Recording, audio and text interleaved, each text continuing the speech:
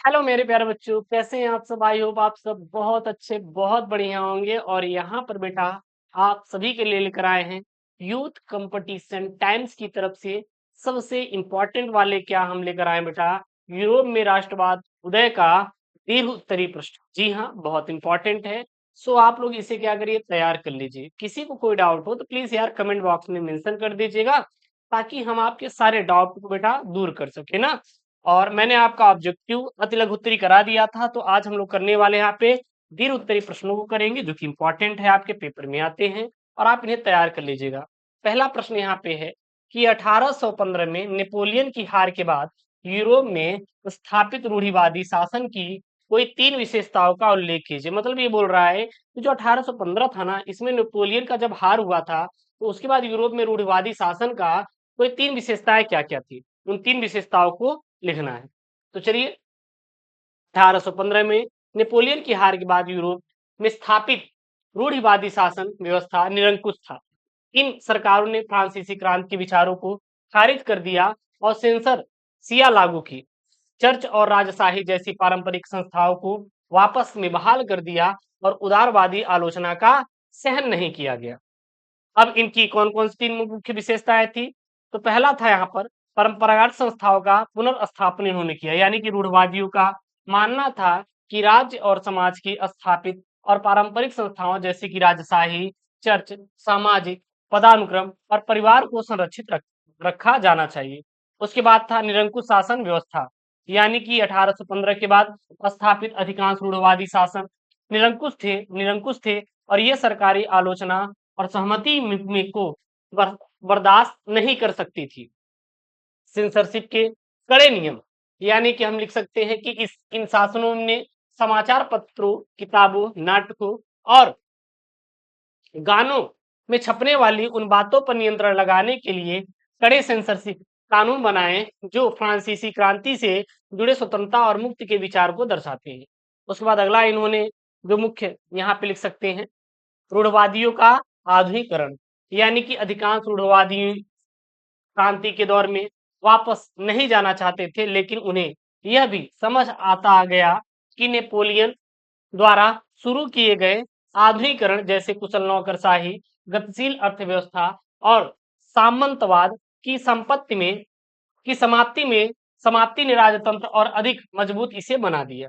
उसके बाद अगला यहाँ पे लिखेंगे बेटा क्या, फ्रांस के विस्तार पर रोक, यानी कि 1815 की वियना संधि के तहत नेपोलियन द्वारा जीते गए क्षेत्रों को वापस ले लिया और भविष्य में फ्रांसीसी विस्तार को रोकने के लिए उनकी सीमाओं पर नए राज्य स्थापित कर दिए। इन रूढ़वादी व्यवस्था का मुख्य उद्देश्य यूरोप में उस शांति और व्यवस्था को बहाल करना था जो नेपोलियन के युद्धों के दौरान बाधित हो गई थी। दूसरा यहाँ पे प्रश्न है और इंपॉर्टेंट है, क्या है, कारण लॉ से आप क्या समझते हैं और कारण लॉ के उन्मूलन से किन्हीं तीन प्रभावों को क्या करना है बेटा, आपको बताना है। और ये बोर्ड परीक्षा 2026 के जीयू पेपर कोड में आया हुआ है। चलिए करते हैं। तो कारण लॉ यूनाइटेड किंगडम में 1815 से 1846 के बीच अनाज कानून लागू करना था। ये कानून कुछ निश्चित शुल्क और व्यापार प्रतिबंध थे जो यूनाइटेड किंगडम में अनाज और अन्य आयातित खाद्य पदार्थों पर लगाए लगाए गए थे। और अनाज, गेहूं, जौ जैसे सभी महत्वपूर्ण अन्यों को दर्शाता है। कारण लॉ 19वीं सदी की शुरुआत में ब्रिटेन में लागू किए गए कानूनों का एक समूह था और इसके तहत ब्रिटिश सरकार ने बाहरी देशों से आने वाले, किसे बेटा, बाहरी देशों से आने वाले अनाज, विशेषकर मक्का, गेहूं, जौ के आयात पर भारी प्रतिबंध और उच्च आयात शुल्क लगा दिया गया था। कारण लॉ के उन्मूलन और प्रभाव, यानी कि इस कानून के कारण आम जनता में भारी भुखमरी और आक्रोश फैल गया था और इसे समाप्त करने के लिए मुख्य उपाय व परिस्थितियों इस प्रकार थी। पहला क्या था, औद्योगिक समूहों पर दबाव डालना, यानी कि कारखानों के मालिकों ने मांग की कि सस्ते आयातित अनाज से उनके मजदूरों का जीवन यापन सस्ता होगा, जिससे उन्हें कम वेतन देना पड़ेगा। आयातित मतलब क्या होता है, जो हम लोग क्या करते हैं, किसी अन्य देश से इंपोर्ट करते हैं, एक्सपोर्ट इंपोर्ट। ठीक। आयरलैंड का अकाल, अर्थात 1845 से 46 के दौरान आयरलैंड में आलू की फसल नष्ट हो जाने से भयंकर भुखमरी फैल गई, जिससे दूर करने के लिए अनाज का आयात आवश्यक हो गया। उसके बाद है मुक्त व्यापार की नीति, यानी अंततः जनहित और औद्योगिक उद्योगपतियों के भारी दबाव के कारण ब्रिटिश सरकार यानी प्रधानमंत्री रॉबर्ट ई के नेतृत्व में वर्ष 1846 में कानूनों को पूरी तरह से समाप्त कर दिया गया। तीसरे यहाँ पे इंपॉर्टेंट वाला प्रश्न बेटा कि बेल्जियम में सत्ता की साझेदारी की विशेषताओं का उल्लेख कीजिए कि जो बेल्जियम है उसमें सत्ता की साझेदारी किस प्रकार से थी। चलिए, तो बेल्जियम में सत्ता की साझेदारी का मॉडल बहुत अनूठा और सफल है। देश में भाषाई और सांस्कृतिक टकराव को रोकने के लिए बेल्जियम के संविधान में 1970 से 1993 के बीच 4 संशोधन किए गए। इसके तहत समुदायों को समान और उचित प्रतिनिधित्व दिया गया। बेल्जियम में सत्ता की साझेदारी की प्रमुख विशेषताएं इस प्रकार हैं। पहला था केंद्र सरकार में समानता, यानी कि केंद्रीय सरकार में उच्च और फ्रेंच भाषी यात्रियों की संख्या समान रखी गई और किसी भी एक समुदाय के सदस्य अकेले कोई भी एक तरफा फैसला नहीं ले सकता। उसके बाद राज्यों का व्यापक अधिकार, यानी कि केंद्र सरकार की बहुत सारी शक्तियां राज्य सरकारों को सौंप दी गई और राज्य सरकारें केंद्र के अधीन कार्य नहीं करती। उसके बाद अगला पॉइंट में लिखेंगे बेटा राजधानी ब्रुसेल्स के लिए अलग व्यवस्था, यानी कि राजधानी ब्रुसेल्स में फ्रेंच और डच भाषी दोनों समुदायों का प्रतिनिधित्व समान है। फ्रेंच भाषी लोगों ने ब्रुसेल्स से समान प्रतिनिधित्व स्वीकार किया क्योंकि डच भाषियों ने केंद्र सरकार में इसे स्वीकार किया। सामुदायिक सरकार यानी केंद्रीय और राज्य सरकारों के अलावा बेल्जियम में एक तीसरे स्तर की समुदाय सरकार होती है और इसे ही भाषा समुदाय के लोग चुनते हैं, भले ही वे देश में रहें या ना रहें या देश के कहीं भी स्थान पे रहते हैं। अगला प्रश्न यहाँ पे उदारवाद क्या है और 1848 की उदारवादियों की क्रांति के क्या परिणाम हुए 2026 के जीटी पेपर कोड में पूछा गया है। और ये जो भी हम आपको दीर्घ उत्तरीय प्रश्न बता रहे बेटा बहुत इंपॉर्टेंट है। आप इन सभी प्रश्नों को तैयार करके बोर्ड एग्जाम देने जाएगा। I promise you full marks आपका 100% आएगा। अगर नहीं आया तो कमेंट बॉक्स में बताइएगा सर नहीं आया, क्योंकि हम सर जो इंपॉर्टेंट है सब बता रहे हैं।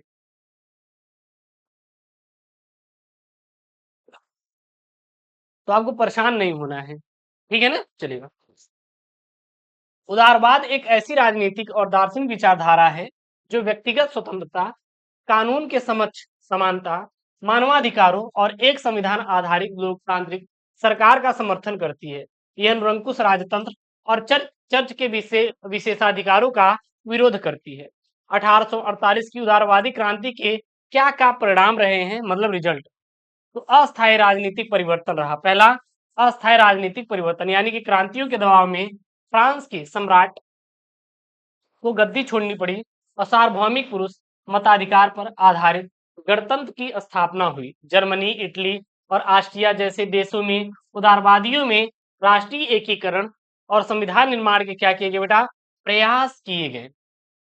आगे लिखेंगे सामंतवाद का अंत, यानी कि इन क्रांतियों का एक बड़ा परिणाम यूरोप के कई देशों में दास प्रथा और सामंती व्यवस्था का समाप्त होना था।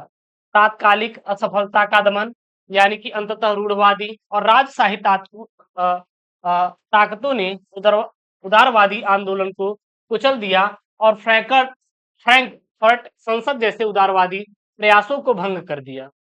राष्ट्रीय एकीकरण का नींव, यद्यपि क्रांतियां तत्काल अपने लक्ष्यों को प्राप्त करने के लिए विफल रही, लेकिन उन्होंने यूरोप में राष्ट्रवाद को मजबूत क्या दिया बेटा, नींव भी दिया। अगला यहाँ पे पांचवा इंपॉर्टेंट प्रश्न है बिस्मार्क कौन था और जर्मनी के एकीकरण में उसकी भूमिका का वर्णन कीजिए। 2026 के जीएस पेपर कोड में यहाँ पे पूछा गया है और इंपॉर्टेंट है, तैयार कर लेना। तो ऑटोमान बिस्मार्क एशिया के प्रधानमंत्री थे, यहाँ पे एशिया रहेगा। उन्हें चौह चांसलर भी कहा जाता है। इन्होंने अपनी रक्त और लौह की नीति के माध्यम से खंडित जर्मन रियासतों को मिलाकर आधुनिक जर्मन साम्राज्य की स्थापना की। जर्मनी के एकीकरण में बिस्मार्क की भूमिका निम्नलिखित प्रमुख चरणों में विभाजित है। पहला था रक्त और लौह नीति, यानी कि बिस्मार्क का मानना था कि जर्मनी का जो एकीकरण केवल बेटा भाषणों या प्रस्तावों से नहीं बल्कि सैन्य शक्तियों के प्रयोग से ही संभव है। उन्होंने एशिया के सेना को मजबूत किया और युद्ध के माध्यम से जर्मन राज्यों को एकजुट करने का फैसला किया। दूसरा था डेनिस का युद्ध, यानी बिस्मार्क ने ऑस्ट्रिया के साथ मिलकर डेनमार्क पर आक्रमण किया और इस युद्ध के जीत के बाद हाँ स्लोवेसिक एशिया को और फर्स्टीन ऑस्ट्रिया को मिल गया और इससे बिस्मार्क को अपनी कूटनीतिक और सैन्य ताकत रखने का मौका भी मिला। आगे ऑस्ट्रिया प्रूसिया युद्ध, यानी कि जर्मनी के मामलों से ऑस्ट्रिया को खत्म करने के लिए बिस्मार्क ने ऑस्ट्रिया के खिलाफ जंग छोड़ दी और इस युद्ध में ऑस्ट्रिया की हार हुई और उसे जर्मन संघ से बाहर होना पड़ा। इसके बाद बिस्मार्क ने एशिया के नेतृत्व में उत्तरी जर्मन संघ का गठन किया। चौथा पॉइंट है यहाँ पे क्या है, फ्रांस प्रशिया युद्ध। फ्रांस प्रशिया युद्ध में क्या लिखेंगे बेटा, यहाँ पे लिखेंगे बिस्मार्क को पता था कि दक्षिण जर्मन राज्यों को अपने साथ मिलाने के लिए फ्रांस के साथ युद्ध जरूरी है। एक कूटनीतिक चाल से उन्होंने फ्रांस को युद्ध के लिए उकसाया और इस युद्ध में फ्रांस की करार हारी हुई। पांचवा पॉइंट में लिखेंगे जर्मन साम्राज्य का उदय, यानी कि फ्रांस पर विजय प्राप्त करने के बाद सभी जर्मन राज्य एकजुट हो गए और जनवरी 1871 में वर्साय के महल में एशिया के राजा विलियम प्रथम को नए एकीकृत जर्मन साम्राज्य का सम्राट घोषित किया गया। इसके बाद बिस्मार्क इस एकीकृत जर्मनी के पहले क्या बने बेटा, चांसलर बने और इस प्रकार बिस्मार्क की असाधारण कूटनीतिक और दूरदर्शिता के कारण सदियों से बिखरे हुए जर्मन भाषी राज्य एक शक्तिशाली राष्ट्र के रूप में उभर सका। अगला देखिएगा प्रश्न जो कि आपके बोर्ड में आया हुआ है, इंपॉर्टेंट है क्या बेटा, उदार मतवादी राष्ट्रवाद का क्या अर्थ है और राजनीतिक और आर्थिक क्षेत्र पर इसका क्या प्रभाव पड़ा, और यह आपके बोर्ड परीक्षा 2026 की जीआर पेपर कोड में आया हुआ है। तो उदार मतवादी राष्ट्रवाद एक ऐसी विचारधारा है जो व्यक्तिगत स्वतंत्रता और कानून के समक्ष समानता, निरंकुश शासकों के विशेषाधिकारों को समाप्ति और प्रतिनिधि सांसदीय सरकारों का समर्थन करती है। इसमें राजनीतिक क्या क्या प्रभाव हुए, सबसे पहला प्रतिनिधि सरकार, यानी कि इसने वंशानुगत राजतंत्र और निरंकुश शासन का विरोध किया तथा संविधान, संसद और जन आधारित शासन व्यवस्था की नींव रख सकी। समानता और स्वतंत्रता, यानी कि कानून के समक्ष सभी नागरिकों को समान अधिकार दिए जाने पर जोर दिया गया, जिससे विशेषाधिकार वाले वर्गों का प्रभुत्व क्या हो गया बेटा, समाप्त हो गया। उसके बाद नागरिक अधिकार, यानी कि भाषण, अभिव्यक्ति और संपत्ति रखने जैसे व्यक्तिगत अधिकारों की रक्षा सुनिश्चित की गई। उसके बाद मुक्त व्यापार, यानी कि उदारवादियों ने राज्य द्वारा लगाए गए आर्थिक प्रतिबंधों को हटाने और एक एकीकृत आर्थिक क्षेत्र बनाने की मांग की। एकल बाजार, यानी कि व्यापार को बढ़ावा देने के लिए नाप तौल की एक समान प्रणाली लागू की गई, जिसने अंततः मजबूत राष्ट्रीय भावना की दिशा में महत्वपूर्ण योगदान दिया। मुक्त बाजार, यानी कि पूंजी और वस्तुओं की निर्बाध आवागमन पर जोर दिया गया और उदाहरण के लिए जर्मन क्षेत्रों में जोल्बेराइन नामक शुल्क संघ बना दिया गया, जिससे व्यापारिक बाधाओं को खत्म किया गया और मुद्राओं की संख्या घटा दी गई। अगला और सातवां प्रश्न इंपॉर्टेंट है, बार बार आया हुआ है बेटा, क्या ध्यान देना, नेपोलियन कौन था, उसकी नागरिकता संहिता के किन्हीं दो बिंदुओं पर आपको बेटा प्रकाश डालना है। ये नहीं आ रहा तो हम ये कर सकते हैं, नेपोलियन कौन था, उसके सुधार क्या थे, उन सुधारों पर क्या प्रभाव पड़ा, और देख सकते हैं 2026 के जीके पेपर कोड, 2025 के बीईयू पेपर कोड और 2023 के ईवाई पेपर कोड, और अथवा में नहीं आ रहा तो ये कर सकते हैं नेपोलियन कौन था, उसके द्वारा किए गए सुधारों का वर्णन कीजिए, 2025 के सीयू पेपर कोड में आया हुआ है। तो नेपोलियन बोनापार्ट, उसके सुधार एवं प्रभाव क्या क्या थे। तो जो नेपोलियन बोनापार्ट था यह सन 1769 से 1821 तक फ्रांस की क्रांति में सेनापति था और प्रथम कांसल के रूप में शासक एवं नेपोलियन के नाम से सम्राट रहा। नेपोलियन में एक कुशल सेना नायक, सुधारकर्ता एवं सम्राट के गुण विद्यमान थे। नेपोलियन ने स्थानीय क्षेत्रों में, आर्थिक क्षेत्रों में और शिक्षा के क्षेत्र में अनेक सुधार किए। नेपोलियन के सुधारों में उसकी विधि संहिता का महत्वपूर्ण स्थान है और सेंट हेलेना में एक बार नेपोलियन ने कहा था कि मेरा वास्तविक गौरव 40 युद्धों की विजयों में नहीं है, मेरी विधि संहिता एक ऐसी है जो कभी न मिट सकेगी और जो चिर अस्थायी सिद्ध होगी। नेपोलियन के नियमों का यह संग्रह संपूर्ण मानव समाज के लिए सर्वोत्तम उदार कार्य है। इसमें नेपोलियन ने सामाजिक समानता, धार्मिक सहिष्णुता और व्यक्तिगत संपत्ति और संयुक्त पारिवारिक जीवन को क्या दिया बेटा? महत्व दिया। नेपोलियन ने सामंत व्यवस्था को समाप्त किया और किसानों को दासता से मुक्त प्रदान किया। मतलब कि जो सामंत व्यवस्था थी उसको हटाया और जो दास वाला प्रथा था ना किसानों का, वो हटा दिया गया। उसने अनेक प्रकार के विशेषाधिकारों को समाप्त किया और इन सब सुधारों से फ्रांस की जनता नेपोलियन से अथाह प्रेम करने लगी। नेपोलियन के सभी सुधार आधुनिकता से ओतप्रोत थे। जो सुधार अब आ करके किए गए, वह सुधार नेपोलियन ने 100 साल पहले ही करके समाज का आधुनिकता में छाप छोड़ दी। 1804 में नेपोलियन द्वारा लागू की गई नागरिक संहिता या नेपोलियन कोड के प्रमुख बिंदु निम्नलिखित हैं। पहला क्या था नेपोलियन कोड में? कानून के समक्ष समानता, यानी कि इस संहिता में जन्म आधारित सभी विशेषाधिकारों को समाप्त कर दिया गया और सभी नागरिकों के को कानून के समक्ष समान माना गया। उसके बाद संपत्ति का अधिकार, यानी कि इसने निजी संपत्ति के अधिकार को मान्यता दी और उसे सुरक्षित किया। और इसके अलावा संहिता में सम्मति व्यवस्था को भी समाप्त किया गया। 8वां प्रश्न है, यूरोप में राष्ट्रवाद के उदय में जर्मनी व इटली के एकीकरण का क्या योगदान रहा है? इंपॉर्टेंट है। ये नहीं आ रहा तो ये कर सकते हैं पेपर में, देखिएगा सब एक ही है, बस थोड़ी सी भाषा बेटा क्या होती है? बदल दी जाती है। इटली और जर्मनी के एकीकरण में यूरोप के राष्ट्रवाद के उदय के योगदान का विश्लेषण कीजिए। ये नहीं आ रहा तो हम ये कर सकते हैं कि इन्हीं दो देशों पर ध्यान केंद्रित करते हुए बताएं कि 19वीं सदी में राष्ट्र किस प्रकार विकसित हुआ। चलिए करते हैं। यूरोप में राष्ट्रवाद के उदय में जर्मनी एवं इटली के एकीकरण का योगदान। तो लिखेंगे 19वीं शताब्दी में यूरोपीय महाद्वीप में राष्ट्रवाद की एक लहर चली जिसने यूरोपीय देशों का कायाकल्प कर दिया गया। जर्मनी, इटली, रोमानिया आदि नवनिर्मित देश कई क्षेत्रीय राज्यों को मिलाकर बने जिनकी राष्ट्रीय पहचान समान थी। यूनान, पोलैंड, बुल्गारिया आदि स्वतंत्र होकर नए राष्ट्र बन गए। जर्मनी में मध्यम वर्गीय लोगों में राष्ट्रवादी भावनाएं व्यापक हुई और प्रसार ने जर्मनी के एकीकरण का नेतृत्व किया। इनका जनक होने का श्रेय बिस्मार्क को है और ऑस्ट्रिया, डेनमार्क और फ्रांस के साथ 7 वर्षीय युद्ध में प्रसा विजय रहा।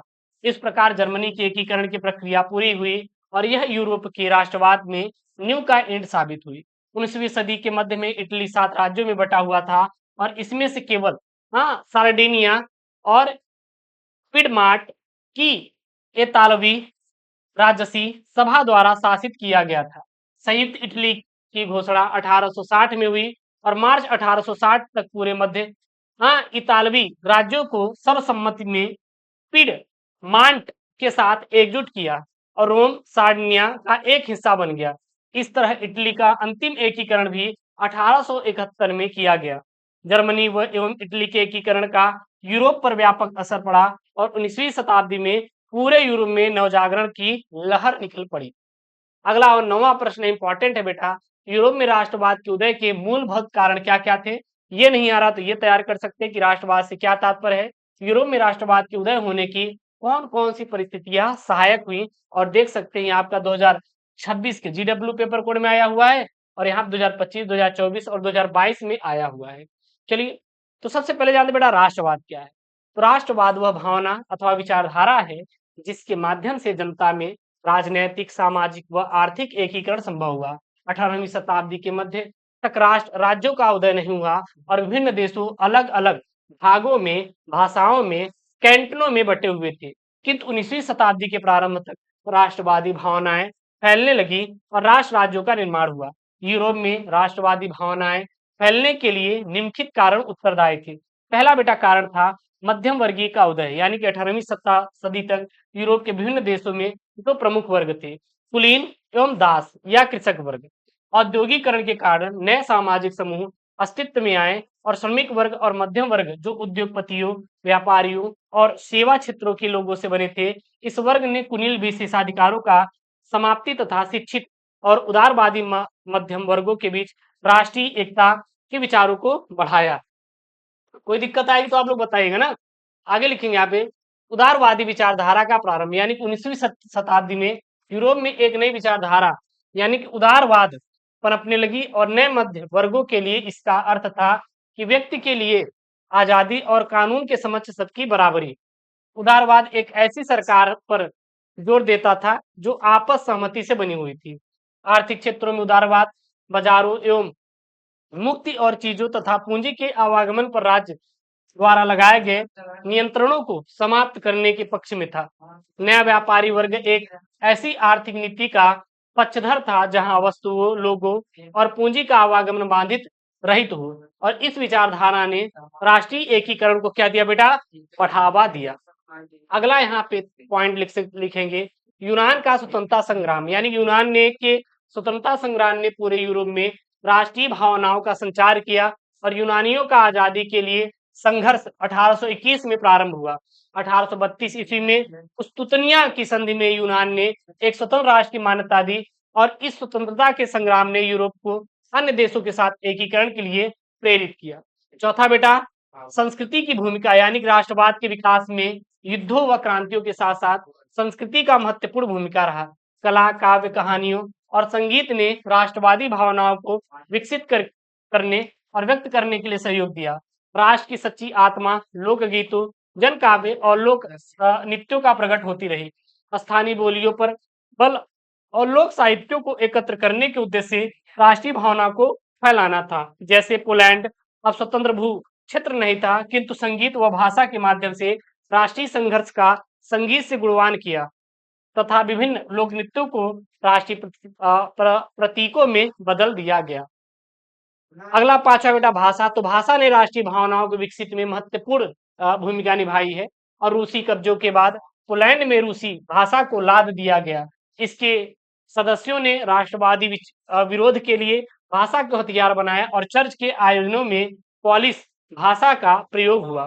परिणाम स्वरूप पादरियों एवं बिशपों को जेल में डाल दिया गया और पोलिश भाषा रूसी प्रभुत्व के विरुद्ध संघर्ष के प्रतीक के रूप में देखी जाने लगी।